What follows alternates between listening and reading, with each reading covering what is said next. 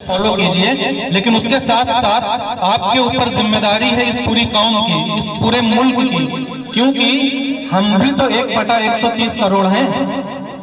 130 करोड़ की आबादी में जितनी तादाद यहाँ बैठी है ये भी तो शामिल है। तो हमारी जिम्मेदारी बनती है कि हम तालीम हासिल करके तालीम के आला मेयार पे जाके इस मुल्क की खिदमत करें और अपनी कौम को मुस्तहकम और मजबूत बनाएं। ये हमारी बहुत बड़ी जिम्मेदारी है जो हमें हर हाल में निभानी होगी। इस वक्त हमें गैर मुहज्जब कौम की सूरत में, एक ऐसी कौम जो असभ्य है, जिसके पास सबसे कम पढ़े लिखे लोग हैं, हर डिपार्टमेंट में, हर फील्ड में सबसे कम लोग मिलेंगे तो इसी कौम के मिलेंगे। हमें हमारे हिंदू भाइयों से सीखना चाहिए।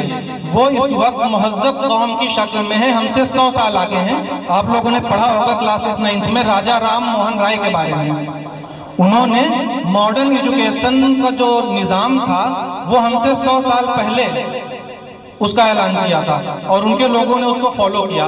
तो आज वो एक मुहज्जब कौम की सूरत में हमारे सामने है और नतीजा भी आपके सामने आप देख ही रहे हैं। क्योंकि जो मुहज्जब कौमें होती हैं पूरी दुनिया में, आप तारीख उठा के देख लीजिए, मुहज्जब कौमों की हर कौम पैरवी करती है, उनके बनाए हुए उसूल को मानना पड़ता है, उनके निजाम हुकूमत को न चाहते हुए भी तस्लीम करना पड़ता है।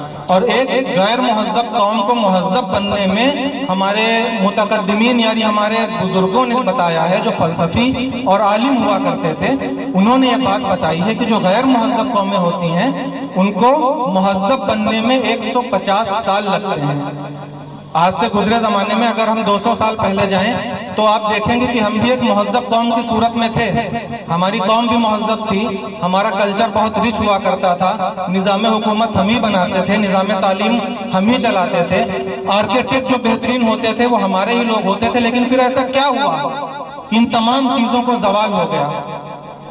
किसी भी कौम, कोई भी मुहज्जब कौम जब गैर मुहज्जब बनती है तो बस उसकी एक वजह होती है कि उस कौम का नौजवान तबका बेराहरवी अख्तियार कर लेता है, गलत रास्तों पर निकल जाता है। और कोई भी गैर मुहज्जब कौम जब मुहज्जब बनती है तो उसकी भी यही सूरत होती है कि उस कौम के तमाम नौजवान राह रास्त पे आके इल्म हासिल करके तालीम के मैदान में बाजियां मार के अपनी कौम को एक मुहज्जब कौम की सूरत में अपने मद्दे मुकाबिल के सामने खड़ा कर देते हैं। तो इस पुराशोक दौर में जब हमें गैर मुहज्जब कौम के मरहले में चल रहे हैं, तो अगर यहाँ बैठा कोई तालिबे इल्म ये सोच रहा है कि नहीं हमें ज्यादा पढ़ाई नहीं करनी है, हमें तो मुख्तसर पढ़ाई करके फिर कुछ काम काज पे निकल जाना है, दरअसल ये सोच वो अपने साथ ही नहीं, अपने माँ बाप के साथ ही नहीं, बल्कि अपने आने वाली नस्लों के साथ, पूरी कौम के साथ और पूरे मुल्क के साथ गद्दारी कर रहा है। ऐसी सोच, ऐसी यही सोच की वजह से यह सूरत हाल पैदा हुई है कि हमको अपने मुल्क के अंदर इतना जलीलो ख्वार होना पड़ रहा है। तालीम वाहिद हथियार है जिसकी वजह से, जिसके सहारे हर जंग फतेह की जा सकती है, हर मैदान मारा जा सकता है। तो चूंकि आप लोग अभी इंटरमीडिएट का एग्जाम देंगे, पास होंगे, उसके बाद आपके सामने बेशुमार रास्ते होंगे। आपको किधर जाना है ये फैसला आपको खुद करना है। हालांकि कंफ्यूजन होगा, दुश्वारियां होंगी, आप देखेंगे आपके सामने एक भीड़ दौड़ी चली जा रही है, आप भी उसी का हिस्सा बन जाएं। लेकिन ऐसा करने से जहां तक हो सके बचिएगा और अपना रास्ता अलग बनाने की कोशिश करिएगा।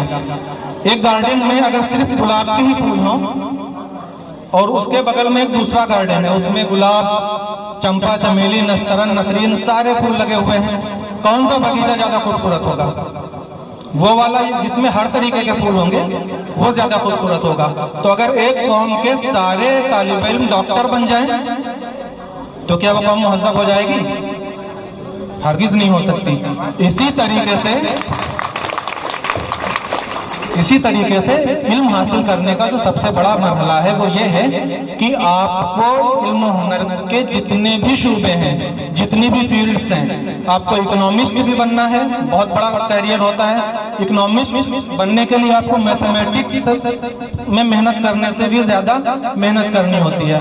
आपको सोशलिस्ट भी बनना है, आपको हिस्टोरियन भी बनना है, आपको डॉक्टर भी बनना है, आपको इंजीनियर भी बनना है, आपको प्रोफेसर भी बनना है, बशर्ते कि जितनी जितने भी शोबे इल्म हुनर के हैं, आपको सब पे काबिज हो जाना है। आप एक महज़्ज़ब कौम की सूरत में आ जाएंगे और आपके ऊपर उंगली उठाने की हिम्मत कोई नहीं करेगा। बल्कि मुल्क में अमन व अमान, जब एक मुल्क की दोनों बड़ी कौमें महज़्ज़ब हो जाएंगी, सारे फसादात खुद ब खुद खत्म हो जाएंगे। किसी भी तरीके की कोई दुश्वारी पैदा नहीं होगी, अमन व अमान खुद ब खुद आ जाएगा। इसीलिए कोशिश ये कीजिए कि सबसे पहले अपने टैलेंट को डिस्कवर कीजिए कि आखिर कौन से सब्जेक्ट में मैं सबसे ज्यादा मेहनत करके सफलता हासिल कर सकता हूँ। कोई भी सब्जेक्ट छोटा नहीं जितने भी आपको पढ़ाए जाते हैं। सबसे पहले सेल्फ एक्चुअलाइजेशन के जरिए अपने टैलेंट को डिस्कवर कीजिए और फिर उसी फील्ड में मेहनत कीजिए जिस फील्ड में आप कुछ कर सकते हैं। जो सब्जेक्ट आपको सबसे बेहतर आता है, जिसमें आप सबसे ज्यादा मजबूत हैं, उस फील्ड में मेहनत करिए। आपको सक्सेस होने से कोई नहीं रोक पाएगा। हालांकि काफी ज्यादा लोग हैं, तो एक छोटे से शेर पे, छोटे से शायर के छोटे से शेर पे मैं अपनी गुफ्तगू को खत्म करता हूँ कि न हम सफर न किसी हम नशी से निकलेगा, हमारे पाँव का कांटा हम ही से निकलेगा।